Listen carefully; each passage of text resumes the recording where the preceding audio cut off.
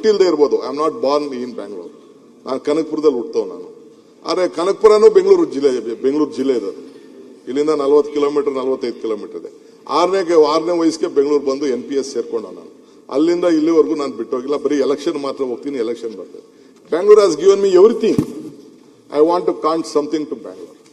ನಾನು ಪರ್ಮನೆಂಟ್ ಇರೋಕ್ಕಾಗಲ್ಲ. ನಾನು ಇನ್ನೊಂದು 10-15 ವರ್ಷ ಪಾಲಿಟಿಕ್ಸ್ ಮಾಡ್ಬೋದಷ್ಟೇ. ಈಗ ಆಲ್ರೆಡಿ 63, 64 ಅಲ್ಲಿ ಇದ್ದೀನಿ. 64 ಹೆಜ್ಜೆ ಆಗ್ತಾ ಇದ್ದೀನಿ. ಇನ್ನು 10-15 ವರ್ಷಕ್ಕೆ ನಾವು ರಾಜಕಾರಣ ಇಲ್ಲ. 17 ವರ್ಷ 18 ವರ್ಷ 20 ವರ್ಷ ನಾವು 75, 26 ಕ್ಲೋಸ್ ಆಗ್ಬೋದು. ನಮ್ಮ ಪೊಲಿಟಿಕಲ್ ಏಜ್ ಫ್ಯಾಕ್ಟರ್ ಮತ್ತೊಂದೆಲ್ಲ ನಮಗೆಲ್ಲ ಬರ್ಬೋದು. ಬಟ್ ಸಿಕ್ಕಂತ ಸಂದರ್ಭದಲ್ಲಿ ನಾನು ಏನಾದ್ರು ಒಂದು ನಿಮಿಷ ಪ್ಲೀಸ್, ನಾ ಏನಾದ್ರು ಒಂದು ಕಾಂಟ್ರಿಬ್ಯೂಟ್ ಮಾಡೋಗ್ಬೇಕು ಅನ್ನೋ ದೃಷ್ಟಿಯಿಂದ ನಾನು ಒಂದು ಪ್ರಯತ್ನ ಮಾಡ್ತಾ ಇದ್ದೀನಿ. ಬಟ್ ನಾನು ಒಬ್ಬನೇ ಮಾಡೋಕ್ಕಾಗಲ್ಲ.